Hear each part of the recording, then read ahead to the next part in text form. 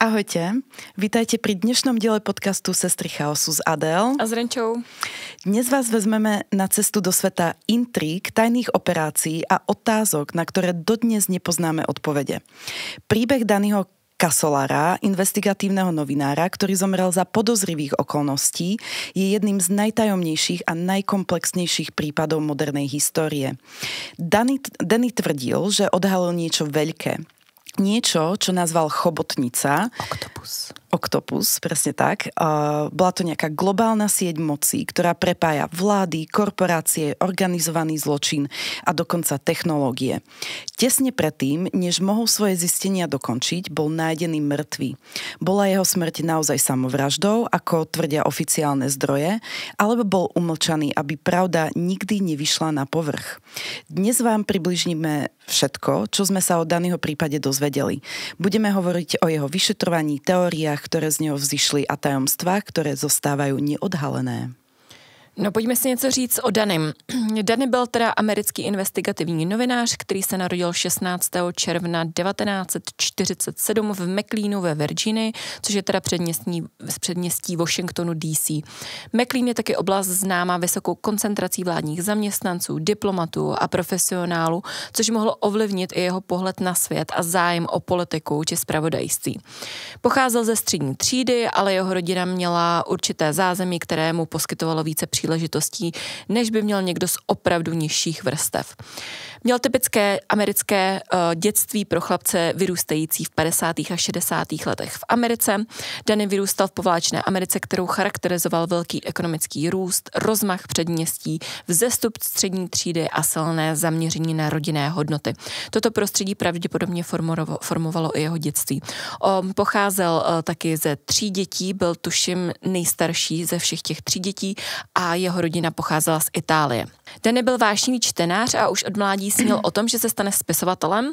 Tahle ambice se spojila později s jeho neutuchající zvědavostí a odhodláním proniknout pod povrch různým věcem. Byl charismatický a společenský muž, který si uměl získat důvěru lidí. Jeho přátelé ho popisovali jako nekonvenčního myslitele, jenž měl dar spojovat informace z různých zdrojů a vytvářet z nich ucelené příběhy. Danny měl také slabost pro poezii a občas psal básně, které odrážely jeho hluboké myšlenky o světě. Fascinovala ho tajemství, mocenské hry a propojení politiky, korporací a organizovaného zločinu.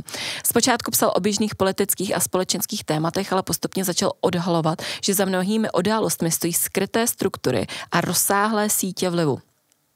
Máme tady nějaké anekdoty z jeho života. Danny byl známý tím, že dokázal lidi zaujmout svými příběhy.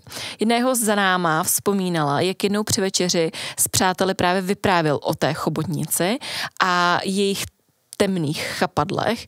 Ačkoliv mnozí jeho slova zpočátku brali s rezervou, nakonec si je vtáhl svým vyprávěním plným fascinujících detailů. Cituji. Danny měl tu zvláštní schopnost přesvědčit nás, že to, co říká, je důležité, i když jste tomu úplně nerozuměli. Konec citace uvedl jeden z jeho přátel. Danny používal teda ten termín chobotnice k popisu údajné rozsáhlé sítě, která spojovala politiku, korporace, špionáž a organizovaný zločin.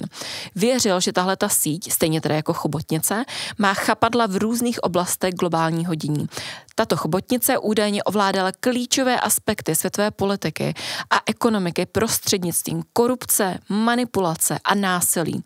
Dannyho práce však nebyla jen o fascinujícím vyprávění. Když začal vyšetřovat kauzu Promise, Prosecutors Management Information System, o které si povíme více za chviličku, zašel tak daleko, že se setkával s bývalými špiony, obchodníky se zbraněmi a dalšími kontroverzními osobnostmi. Jeden z jeho zdrojů, bývalý agent CIA, jednou prohlásil, cituji, Danny byl jako pes, který chytí kost. Jakmile jinou drží, už ji nepustil. Konec citace.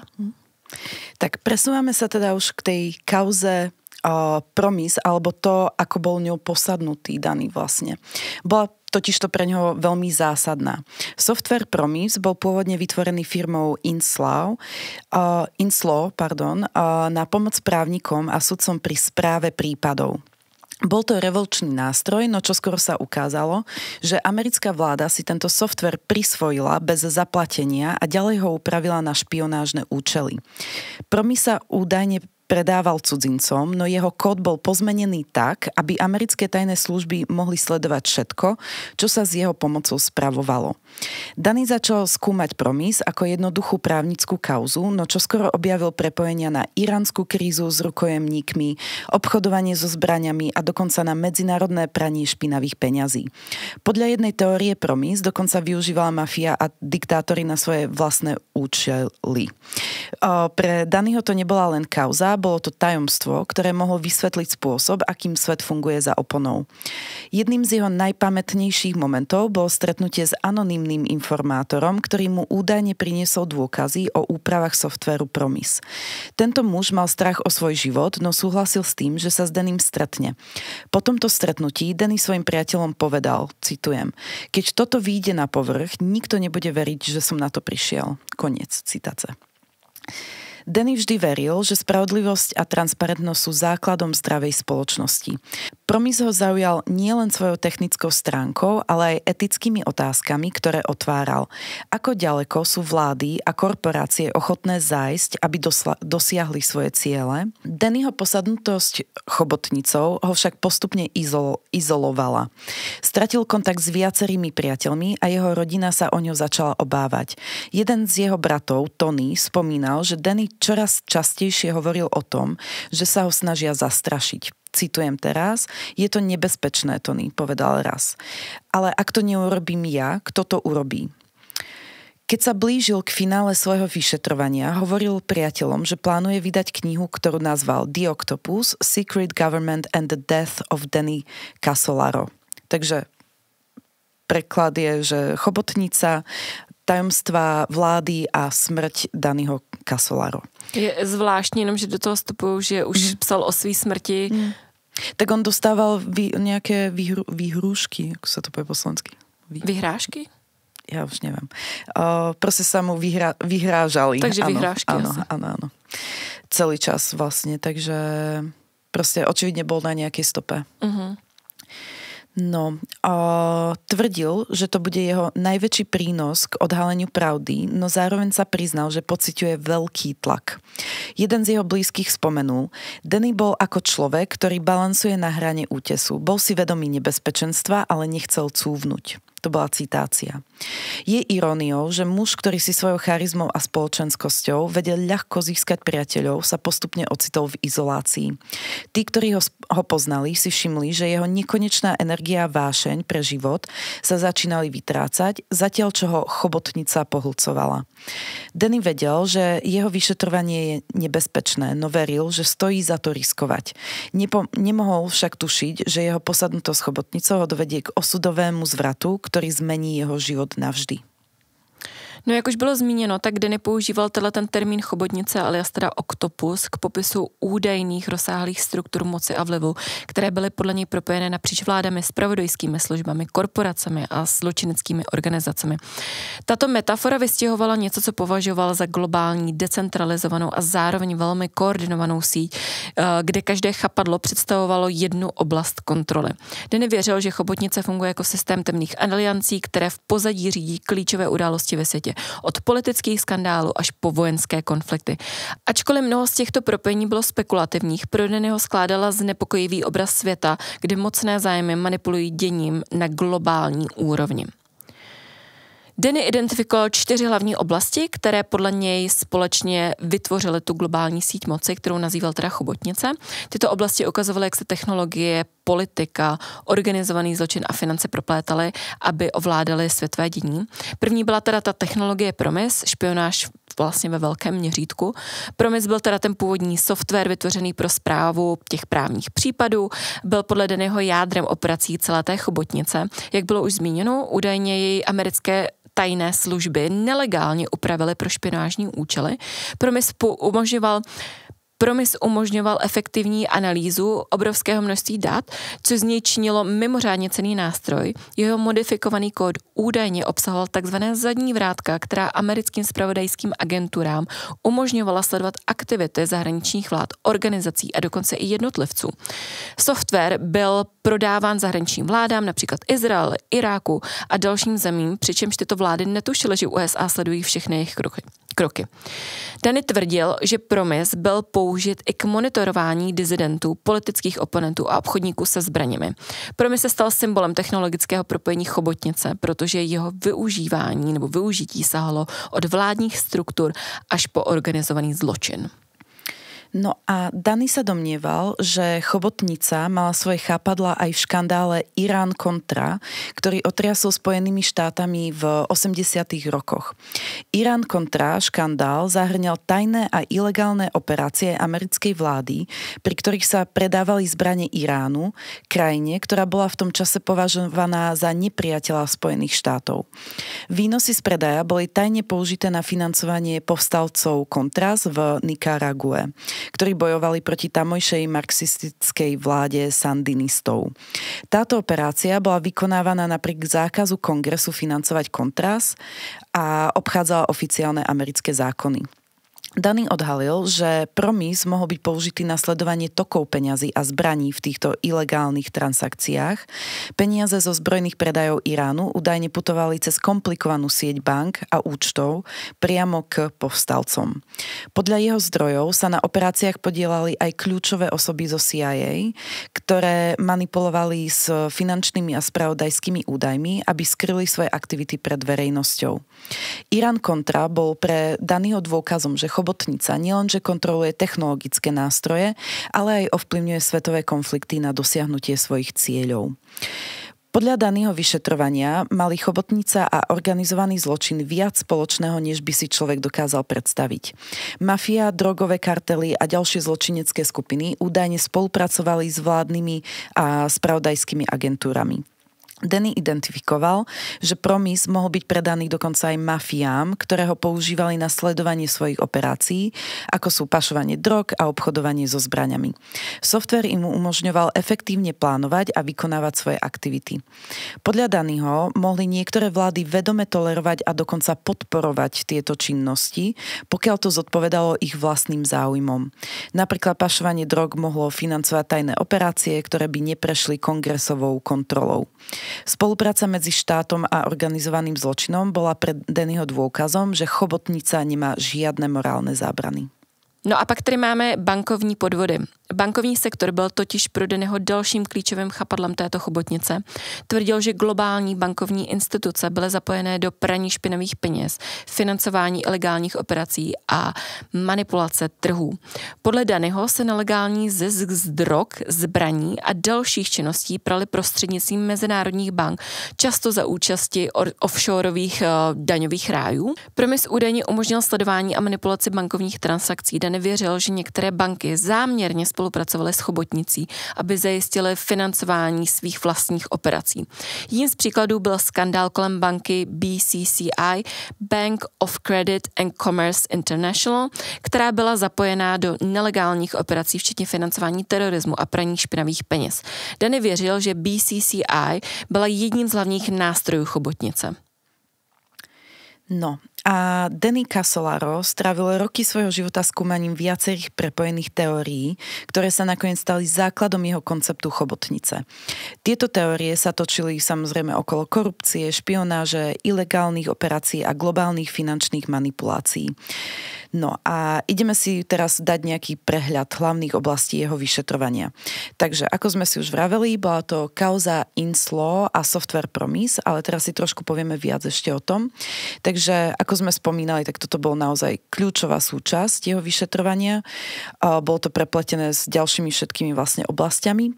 No a aj keď bol síce vyvinutý na tú efektívnu správu právnych prípadov, jeho príbeh sa postupne zmenil na jeden z najväčších technologických škandálov 20. storočia. Takže táto firma Inslaw, ktorá pôvodne vytvorila Promis, bola založená bývalým vládnym právnikom Williamom Hamiltonom. Software bol navrhnutý tak, aby umožňoval spracovanie veľkého množstva dát od informácií o obvinených po súdne záznamy. Systém bol tak pokročilý, že mal potenciál zmeniť spôsob, akým fungovala justícia. V 80. rokoch získalo americké ministerstvo spravodlivosti licenciu na používanie Promis. Podľa Hamiltona však ministerstvo nelegálne získalo kód PROMIS a použilo ho bez patričnej platby. Inslaw obvinil vládu z krádeže intelektuálneho vlastníctva a začal právny spor, ktorý sa ťahal dlhé roky. Podľa Dannyho a ďalších výskumníkov nešlo len o licenčný spor. Riešilo sa to, čo sme vám už spomínali, že PROMIS údajne upravili tie vládne agentúry ako je CIA alebo NSA, aby obsahoval tzv. Tie zadné vrátka, alebo teda tajné prístupové body, ktoré umožňovali sledovanie dát používateľov softvéru. Takto upravený PROMIS bol predávaný zahraničným vládám, organizáciám a dokonca zločineckým syndikátom, pričom americké spravodajské služby mohli tajne monitorovať ich operácie. Tento softvér bol údajne predaný krajinám ako je Izrael, Irak, Jordánsko či Južná Afrika. Softvér používali na sledovanie disidentov, ako sme spomínali, vojenské operácie alebo ten obchod so zbraňami a americké agentúry však mohli tieto operácie pozorovať a získavať týmto spôsobom strategické výhody. Danny teda strávil měsíce shromažováním důkazů a rozhovory s informátory, kteří tvrdili, že PROMIS byl jádrem rozsáhlého spiknutí. Setkal se teda s tím Williamem Hamiltonem, což byl zakladatel společnosti Inslaw, který mu poskytl podrobnosti o tom, jak ministerstvo spravedlnosti mělo podle jeho slov ukrást ten software PROMIS. Hamilton tvrdil, že vlastní dokumenty, které dokazují nelegální zneužití kódu vládními organizátory nebo organizacemi a agenturami. Bývalý zaměstnanci společnosti Inslaw uvedli, že vláda záměrně sabotovala jejich firmu tím, že odmítala platit za software a tím je vlastně finančně zrujnovala. Jeden z klíčových informátorů Dannyho tvrdil, že CIA upravila právě ten software PROMIS tak, aby mohla sledovat operace zahraničních vlád, které tento software používaly. Podle tohohle zdroje byly operace tak tajné, že o nich nevěděla ani většina zaměstnanců CIA. Informátor rovněž poskytl Dannymu dokumenty, které naznačovaly propojení PROMIS, teda toho softwaru, s globálními špionážními operacemi. Danny získal důvěrné informace, které ukazovaly, že PROMIS byl prodáván zahraničním klientům za podezřele nízké ceny, zatímco americká vláda měla z prodeje vlastně jakoby těžit. Tyto dokumenty obsahovaly seznam klientů a finanční transakce, které byly často převáděny právě přes nějaké offshoreové účty. Danny taky zkoumal soudní spory mezi tou společností Inslaw a ministerstvem spravedlnosti a objevil několik nesrovnalostí ve svědeckých výpovědích a dokumentech předložených soudu. Tvrdil, že vláda se snažila zahladit stopy, aby zakryla své aktivity spojené s tím softwarem PROMIS. Během vyšetřování Danny zjistil, že několik lidí, kteří měli informace o softwaru PROMIS nebo spolupracovali se společností Inslaw, zemřeli za podezřelých okolností. Tyto úmrtí zahrnovaly informátory, právníky a vládní úředníky, kteří mohli svědčit proti vládě. PROMIS, teda ten software, byl pro Dannyho symbolem technologického pokroku, kterým byl zneužit globálním manipulacím. Tvrdil, že tato kauza nebyla jen o krádeži softwaru, ale o systému, kde vlády a korporace využívají technologie k udržení moci, obcházejících zákony a etické hranice. No a ako sme už trošku skôr spomínali, Irán-Contra škandál bol dôkazom, že americká vláda vedome porušovala zákony, aby dosiahla svoje geopolitické ciele. Danny sa domnieval, že tento škandál bol súčasťou širšieho vzorca, kde sa zbranie, peniaze a špionáž stávali nástrojmi chobotnice. No, a tu na Danny veril, že PROMIS bol použitý na sledovanie zbrojných transakcií medzi Iránom a povstalcami Contras. Tento software údajne umožnil CIA monitorovať komplikované finančné a logistické operácie, ktoré zahrňovali množstvo bank, offshore účtov a sprostredkovateľov. No a mal nejaké samozrejme aj dôkazy na to, že to nebolo iba niečo, čo by si vymyslel. A dokonca to boli aj nejakí bývalí dôstojníci CIA, pretože niekoľko z nich tvrdilo, že PROMIS bol nasadený na monitorovanie finančných tokov a logistických operácií počas predaja zbraní Iránu a financovania toho Contras. Títo informátori popisovali, ako PROMIS umožnil tajným službám sledovať prevody peňazí medzi rôznymi bankami a offshore účtami, čím sa zaistila neviditeľnosť týchto operácií pred verejnosťou a kongresom. Jeden z dôstojníkov CIA opísal mechanizmus. Teraz citujem. Promis fungoval ako sieťová kamera. Každá transakcia, každá logistická operácia, každý let so zbraňami, všetko to mohlo byť monitorované v reálnom čase bez toho, aby si to niekto uvedomil. Koniec citácie. Denny získal aj kopie vojenských dokumentov, ktoré potvrdzovali, že zásoby zbraní boli posielané prostredníctvom tajných letov medzi Stredným východom a Latinskou Amerikou.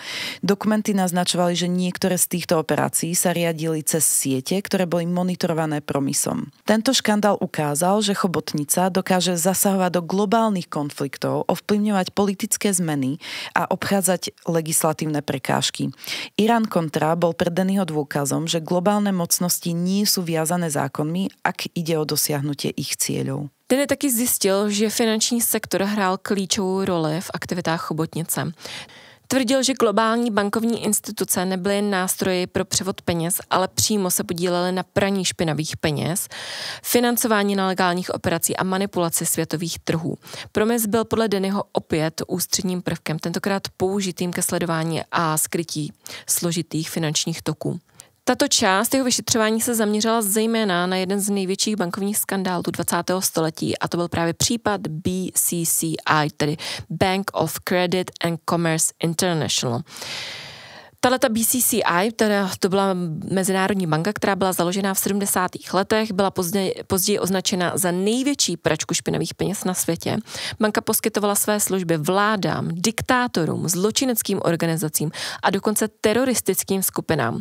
Podle Dennyho byla BCCI jedním z hlavních nástrojů této chobotnice pro skrytí nelegálních finančních operací. Denny taky zjistil, že software Promis mohl být upraven tak, aby poskytoval přístup k datům klientů BCCI. To umožnilo tajným službám sledovat obrovské částky peněz proudící mezi teda offshoreovými účty, často bez vědomí zaměstnanců té dané banky. Denny získal dokumenty, které naznačovaly, že BCCI byla zapojena do financování nelegálních obchodů se zbraněmi, praní peněz, drogové činnosti a podpory teroristických organizací, jako byla například Al-Qaida. Praní špinavých peněz bylo jedním z nejdůležitějších procesů chobotnice, protože umožňovalo legalizaci peněz získaných z nelegálních operací, jako byly právě obchody se zbraněmi, drogami a další aktivity. Denny identifikoval sofistikované finančné mechanizmy, ktoré zahrňali offshore účty, peniaze sa presúvali medzi krajinami cez banky v daňových rajoch, aby sa zakryl ich pôvod. Potom to boli nejaké fiktívne spoločnosti, pretože chobotnica údajne zakladala spoločnosti, ktoré existovali len na papieri, ale slúžili ako zástierka pre pranie peňazí. A samozrejme recyklovanie peňazí, to boli nejaké tie ilegálne zisky, ktoré sa investovali do legálnych projektov, ako sú nehnuteľnosti či akciové trhy, čo im dodávalo zdanlivo legitímny charakter. Promis umožnil chobotnici nielen sledovať svoje vlastné finančné operácie, ale aj monitorovať iné organizácie a vlády. Denny tvrdil, že Promis bol využitý na identifikáciu slabých miest v bankových systémoch, ktoré potom chobotnica využívala na svoje operácie. Dennyho vyšetrovanie bolo podporené výpovediami viacerých informátorov a získanými dokumentami. Napríklad niekoľko analytikov z bankového sektora Dennyho upozornilo na nezrovnalosti v transakciách spravovaných cez BCCI. Títo analytici popisovali podozrivé prevody peňazí medzi krajinami, ktoré nemali žiadne legálne vysvetlenie. Bývalí zamestnanci banky potvrdili, že BCCI pravidelne spravovala účty klientov zapojených do ilegálnych operácií. Jeden z informátorov tvrdil, že niektorí zamestnanci BCCI boli vedome zapojení do prania peňazí a financovania teroristických skupín. Denny našiel dôkazy, ktoré naznačovali, že niektoré západné vlády vedome spolupracovali s BCCI na financovaní tajných operácií. Tieto dôkazy zahŕňali prevody peňazí na účty spojené s operáciami CIA. No a Denny tvrdil, že BCCI a iné banky nefungovali nezávisle, ale boli prepojené s vládnymi inštitúciami, tajnými službami a korporáciami. Podľa neho tieto prepojenia ukazovali, že finančný sektor bol ďalším chápadlom chobotnice, ktoré jej umožňovalo presúvať zdroje, manipulovať trhy a financovať operácie bez akýchkoľvek obmedzení. Dennyho vyšetrovanie naznačovalo, že banky BCCI zohrávali kľúčovú úlohu pri udržiavaní poškodzovaní finančnej stability chobotnice. Ilegálne peniaze boli skryté, recyklované a investované do operácií, ktoré ovplyvňovali politické a ekonomické dianie po celom svete. Pre Dannyho to bol ďalší dôkaz, že chobotnica funguje ako globálna sieť, ktorá využíva finančný systém ako svoje nervové centrum. No a každá z těchto jeho teorií měla pro Dannyho význam jako dílek velké skládačky. Promis byl technologickým nástrojem, který chobotnice používala k realizování svých cílů, od teda těch nelegálních obchodování se zbraněmi až po manipulaci finančních systémů. Tyto teorie nebyly jen o jednotlivých skandálech, pro Dannyho ukazovaly na jednotný systém moci, který fungoval mimo dosah veřejnosti. Skládačka teorií, kterou Danny sestavoval, byla pro něho více než investigativním projektem. Byla to jeho životní mise. Jejíž výsledky měly podle jeho slov odhalit, jak teda tato chobotnice funguje a kdo stojí za jejími globálními operacemi. Danny byl přesvědčen, že se dostal blízko k odhalení pravdy. Příliš blízko. Tento pocit ještě zesílily hrozby a podezření, kterým čelil a které bohužel vyústily v jeho tragickou smrt. Jeho smrt přišla náhle a za podezřelých okolností, právě když tvrdil, že má důkazy, které by mohly odhalit strukturu chobotnice. Byla to tragická událost, která vyvolala otázky. Byla Dannyho smrt skutečně sebevraždou, nebo byl umlčen, aby pravda nikdy nevyšla na povrch? Danny Casolaro byl nalezen mrtvý 10. srpna 1991 v hotelovém pokoji Sheraton v Martinsburgu v západní Virginii. Jeho smrt byla oficiálně označena za sebevraždu, ale mnohé okolnosti a důkazy naznačují, že mohlo jít o vraždu. Místo teda činu, řekneme se o tom něco blíž, Dannyho tělo bylo nalezeno ve vaně jeho hotelového pokoje, měl 12 hlubokých řezů na zápěstí, 8 teda na levém a 4 na pravém, které byly způsobené žiletkou. U těla byl nalezen ručně psaný dopis na rozloučenou adresovaný jeho rodině. Policie našla teda žiletku, kterou byly způsobeny ty rány a krvavé stopy po celé koupelně. V jeho pokoji byly jeho osobní věci, ale některé dokumenty, které měl mít u sebe, tak chyběly. Vyšetřovatelé na místě činu rychle dospěli k závěru, že šlo o sebevraždu. Zvláštní však bylo, že jeho tělo bylo ještě téhož večera převezeno do pohřebního ústavu a jeho rodina se o jeho smrti dozvěděla až o 2 dny později. To je fakt dost divný. Verdikt sebevraždy rodina a přátelé okamžitě zpochybnili, protože tvrdili, že Danny neměl důvod ukončit svůj život. No. A tak už si naznačila, že sú tam nejaké tie podivnosti, tak povieme si ich viacej teraz, pretože deň pred svojou smrťou sa Danny stretol s Williamom Turnerom, bývalým zamestnancom veľkej obrannej spoločnosti. Podľa Turnera mu odovzdal dokumenty, ktoré odhaľovali korupciu, o ktorej bol Danny presvedčený, že je spojená s chobotnicou. No do 24 hodín bol Danny Casolaro nájdený mŕtvý. Neboli nájdené žiadne Turnerové dokumenty ani Dannyho výskumné materiály. Dodnes sa nenašiel ani jeden z týchto dokumentov. Samovražda žiletkou je považovaná za nezvyčajný a bolestivý spôsob ukončenia života, najmä pre človeka, ktorý má charizmatickú povahu a výrazný záujem o svoj životný projekt. Dannyho rodina a priatelia popierali, že by mal akékoľvek známky depresie alebo samovražedné sklony. Naopak bol nadšený z toho, že jeho vyšetrovanie dosiahlo významný pokrok. Dokonca aj niekoľko dní pred smrťou sa Danny zveril svojmu bratovi, že dostal anonymné hrozby, ktoré ho varovali, aby prestal so svojím vyšetrovaním. Danny povedal priateľom, že sa chystá na stretnutie s kľúčovým informátorom, ktorý mu mal poskytnúť definitívny dôkaz o chobotnici. Miestna polícia uzavrala vyšetrovanie smrti ako samovraždu za menej ako 24 hodín, ako si vravela, pričom ignorovala niektoré podozrivé stopy, ako napríklad nezrovnalosti vo výpovediach hotelového personálu.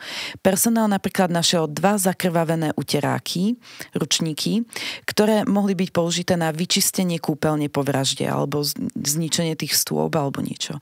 Keď rodina chcela nariadiť napríklad autopsiu, bolo im povedané, že aj napriek tomu, že to nikto z rodiny neschválil, jeho telo už bolo zabalzamované. No a pre mnohých bol Dannyho prípad jasným príkladom umlčania investigatívneho novinára, ktorý sa priblížil k odhaleniu mocných hráčov. Denny zbieral dôkazy o prepojeniach medzi vládnymi agentúrami, organizovaným zločinom a korupciou vo finančnom sektore. Ak by tieto informácie zverejnil, mohlo by to poškodiť reputáciu a záujmy mocných osôb a organizácií a ja si myslím, že aj vláde, čo je, si myslím, že dostatočný motív na to, že sa stalo to, čo sa stalo. Niektorí odborníci na kriminológiu tvrdili, že scéna smrti mohla byť zinscenovaná tak, aby vyzerala ako samovražda. Rezy na zápestiach boli podľa nich nezvyčajne hlboké a rovnomerné, čo by mohlo naznačovať, že boli vykonané niekým iným. Skutočná správa z pitvy popísala, že mu na tele našli modrinu na ruke a modrinu na hlave, ktoré neboli nikdy predtým spomenuté. Oficiálne bolo uvedené, že neexistujú žiadne známky boja. Na jednej ruke mu navyše chýbali končeky 3 nechtov, čo môže znamenať, že sa bránil. Presne tak. Dennyho vyšetrovanie priamo súviselo s činnosťou CIA a NSA. Teória hovorí, že tieto agentúry mohli byť zapojené do jeho umlčania, aby ochránili svoje operácie. No, chybějící dokumenty podle jeho rodiny a přátel dokazovaly, že jeho smrt měla za cíl odstranit důležité informace. Někteří zaměstnanci hotelu, jak si už říkala, tak tvrdili, že v den Dennyho smrti viděli neznámé muže pohybovat se kolem jeho pokoje. Tyto výpovědi však nikdy nebyly podrobně prozkoumány. Rodina taky tvrdila, že rukopis dopisu na rozloučenou neodpovídal Dennyho písmu a jazyk v dopisu nesouhlasil s jeho stylem komunikace. Někteří vyšetřovatelé a kritici Dennyho práce zastávali názor, že jeho smrt byla výsledkem psychického tlaku, který vyplýval z jeho posedlosti tou chobotnicí. Denny se během vyšetřování cítil stále více izolovaný, jak už jsme říkali na začátku, ztratil teda kontakt s mnoha přáteli a jeho práce ho stála mnoho emocionální energie. Hrozby, které ale dostával, mohly vyvolat extrémní stres a paranoju, což mohlo vyústit v impulzivní vlastně sebevraždu. No a jaký je teda závěr? Okolnosti smrti Dennyho Casolara zůstávají dodnes nejasné. Pro jeho rodinu, přátelé a mnoho podporovatelů jeho práce byla jeho smrt jasným příkladem umlčení investigativního novináře, který se dostal příliš blízko k pravdě. Na druhé straně někteří tvrdí, že šlo o sebevraždu pod vlivem extrémního tlaku. Ať už je pravda jakákoliv, Dennyho smrt symbolizuje rizika, kterým čelí investigativní novináři, kteří se rozhodnou odhalovat mocné a nebezpečné síly. Denny sice zemřel, ale jeho práce a myšlenka o chobotnici zůstává nadále živá. Spojení, která Denny objevil mezi vládami, korporacemi, organizovaným zločinem a technologiemi, jsou podle mnohých stejně aktuální, ne-li ještě aktuálnější v dnešní době. Od masového sledování přes finanční podvody až po zneužívání technologií jeho odhalení nabízejí návod k pochopení moderních globálních mocenských struktur. No a proč je teda tato chobotnice stále aktuální? Od Dennyho smrti se objevila nová fakta a vyšetřování, která mohou být považována za pokračování jeho práce. Software Promise bol predchodcom moderných sledovacích technológií. Dnes sme svedkami masového používania sledovacích nástrojov, ktoré sú oveľa sofistikovanejšie. Programy ako Prism od NSA, odhalený Edwardom Snowdenom v roku 2013, ukázali, že americká vláda tajne sleduje komunikácie miliónov ľudí po svete. Toto masové sledovanie je modernou verziou toho, čo Denny opisoval v prípade Promise. Podobne ako Promise, moderné sledovacie nástroje môžu byť upravené na špehovanie nielen jednotlivcov, ale aj celých vlád či korporácií, čím sa opäť posilňuje koncept globálnej chobotnice. Pranie špinavých peňazí, ktoré Denny spájal z BCCI, je stále rozšírené. Škandály ako Panama Papers a Pandora Papers odhalili, ako svetová elita, vrátane politikov, obchodníkov a celebrít, využíva offshore systémy na ukrývanie majetku. Prepojenie medzi bankovým sektorom a globálnou korupciou, ktoré Denny skúmal, je týmto len potvrdené. Manipulácia finančných trhov, vrátane podvodov s kryptomenami alebo nedávnych kolapsov veľkých bank ukazuje, že bankový sektor zostáva miestom, kde sa chobotnica môže aj naďalej rozvíjať. A giganti, ako je napríklad Facebook alebo Meta, už v dnešnej dobe Google či Amazon, boli obvinení zo zneužívania dát svojich používateľov, manipulácie verejnej mienky a spolupráce s vládami. Tieto škandály ukazujú, že moderná chobotnica zahrňa aj technologické korporácie, ktoré majú bezprecedentnú moc. Medzinárodné organizácie, ako sú drogové kartely alebo siete obchodovania s ľuďmi, fungujú podobným spôsobom, aký Danny opísal. Ich prepojenie s vládami a korporáciami naďalej vyvoláva otázky o tom, kde končí legálna moc a začína organizovaný zločin. Aj keď bol Danny Casolaro umlčaný, koncept chobotnice žije samozrejme ďalej. Dnešný svet je ešte viac prepojený a technologicky závislý, čo vytvára ideálne podmienky pre pokračovanie správania, ktoré Danny odhalil. Jeho práca je varovaním, že tajné štruktúry moci môžu existovať mimo dosahu verejnej kontroly a že ich odhalenie je dôležitejšie než kedykoľvek predtým. Příběh Dannyho Casolara není jen investigativním vyšetřováním jednoho člověka. Je to příběh o odhodlání, o hledání pravdy v systému, který se zdá být neproniknutelný a o ceně, kterou může člověk zaplatit, když se rozhodne postavit mocným. Danny věřil, že jeho práce může odhalit, jak chobotnice ovládá politiku, finance a dokonce i naše životy. Dnes, více než 30 let po jeho smrti, mnohé z jeho otázek zůstávají stále nezodpovězené. Možná však právě v tom spočívá jeho odkaz. Jeho vyšetřování nás nutí ptát se, kdo skutečně tahá za nitky ve světě, který vnímáme jako svobodný a transparentní. A i když chobotnici možná nikdy zcela neodhalíme, Danny nám připomíná, že je důležité se o to pokusit, nepřestávat klást otázky a hledat pravdu. Děkujeme, že jste se s náma podařili do tohoto případu. Mě to teda hrozně připomnělo slovenský případ Kuciaka, který taky se snažil odhalit nějaký neúplně čistý věci, které se dějou ve slovenské vládě a jak je vlastně slovenská vláda ovládaná a kým je ovládaná. Kdo jste neviděl, hodně dobrý dokument, doporučujeme na Netflixu. Kauza Kuciak, nebo jak se to jmenuje. Ono to tady bude, já to tady dám, jako, takže kdo jste koukáte na video, tak se na to mrkněte, nebo to dáme ještě do odkazu do podpisku. Ale ja si myslím, že to budú poznať. To bolo dosť veľké, že to vyšlo a ľudia na to chodili aj do kín a tak to si pamätám.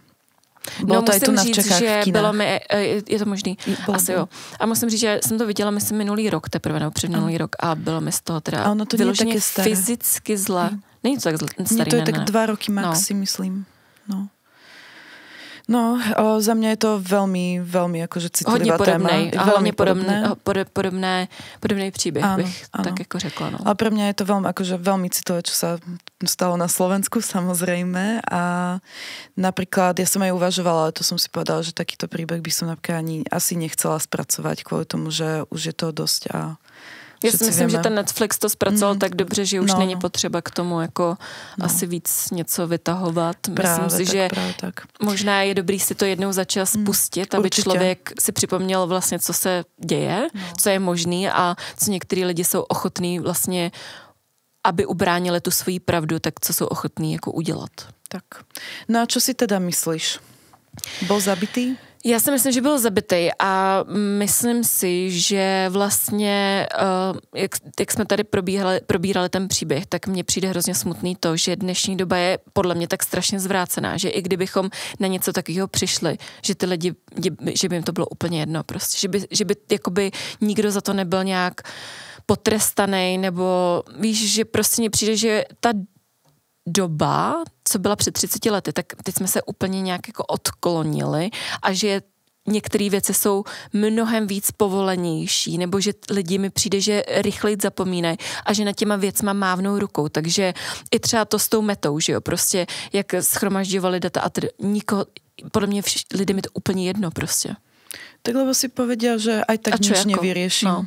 No jasně, no, že mně přijde, že lidi jako obecně mi přijde, že kašlou na pravidla a kašlou vlastně na to, co se kolem nich děje. Stačí se kouknout jenom, jak lidi řídějí prostě, jo. Já jsem z toho fakt úplně jako nešťastná, jo, protože já jsem zrovna člověk, který miluje pravidla. Ne, že bych je milovala, jakože milovala, ale prostě když už jsou, tak je pro mě důležité je dodržovat prostě. A zrovna třeba ty silniční pravidla si myslím, že dávají nějaký smysl a bylo by fajn, kdyby je lidi dodržovali a prostě vidím neustále auta, který jezdí do zákazu, do protisměru, do prostě kam by vůbec jako jezdit neměli. A mě tohle to úplně vytáčí. A ušetria 10 sekund, ani to nie. Ale mě vlastně štve to, že jakoby, že to ukazuje tu společnost, která prostě kašle na věci. No. Kašle úplně na všechno, kašle na nějaký pravidla a tedy. A to je to, co jsem tím chtěla říct, že si myslím, že i kdyby Dany v té době, v těch 90kách to odhalil, tak si myslím, že by to mělo nějaký efekt. Ale kdyby prostě se to odhalilo teď, tak mi přijde, že jako většina lidí by si řekla, Tak to ide, že koľko kauz bolo, akože verím tomu, že tu v Čechách ja viacej sledujem tú slovenskú politiku, ale proste verím tomu, je tam nespočet, doteraz sú tam otvorené kauzy, teraz čo sa tam deje, je to hrozné a ľudia vlastne nič s tým nerobia. A tak to je samý s českou politikou, že jo? Ale do toho ani nechci jako zabředávat, ja nie, ale je to samý úplne. Ja som úplne. iba chcela povedať, že to je presne to, že ľudia vidia, že sa to deje, ale zároveň vedia, že s tým nič neurobia a je to také, proste, že si nasratý, ale si zároveň aj v beznádeji viac menej z toho, lebo nevieš, čo máš robiť vlastne. No a zároveň lidi rychle zapomínají, mi přijde. Tak, je to tak. No já si teda myslím, že on určitě byl na stopě něčeho velkýho. Když se ještě sešel s tím, teďka si nespomenu na to jméno. Chceš to hledat? Nie. No, tak prostě sešel se s tím člověkem, který mu očividně dal asi nějaký důkazy, který pak najednou zmizely. A že se nenašli? Nenašly se ty důkazy. No. Do toho to s těma ručníkama, do toho ty lidi, kteří se potloukali kolem toho jeho hotelového pokoje. No, to, že rodině dali vědět 2 dní na to a on už byl divný. A vlastně byl zabalzovaný. Rodina tvrdí, že to není jeho rukopis, čili... No. Veľa vecí, ktoré proste tam nesedia a ja si myslím, že sám to neurobil. Teda. No to si taky myslím. A hlavně jakoby sebevražda tímhletím způsobem, ještě jak to tam říkali ti vyšetřovatelé, nebo prostě někteří vyšetřovatelé, tak se kým nemyslím, že je úplně jako normální si způsobit 8 hlubokých jako ran. A rovných. No, to... 8, to je strašně veľa. Protože to tě jako, myslím si, že nějaký pud sebezáchovy tě zabrzdí, jako po tom prvním, že to tak strašně bolí. bolí. Musíš být v hroznom amoku, ale nevím. No tak jo, tak děkujeme, že jste tady s námi byli. Dejte nám vědět do komentářů, co si o tomhletom případu myslíte. Budeme rádi za like a odběr, když zazvoníte na zvoneček, aby vám další příběh neutekl. Vidíme se u příštího příběhu. Ano, ahojte. Čaute.